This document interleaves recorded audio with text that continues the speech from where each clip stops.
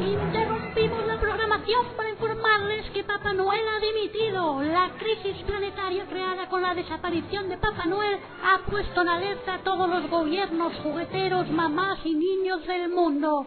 Las únicas pistas fiables hasta el momento eran el trineo de Papá Noel abandonado en una remota montaña noruega y una misteriosa tarjeta de Inmobiliaria Lex hallada allí mismo. Pero una vez más nuestro equipo de investigación ha resuelto el enigma, así que en exclusiva interestelar conectamos con Papá Noel. Queridos niños y niñas, espero que comprendáis mi decisión.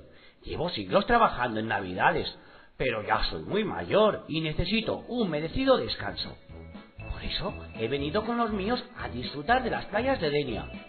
Su buen clima y las extraordinarias ofertas de Inmobiliaria Lex han sido irresistibles, así que está decidido.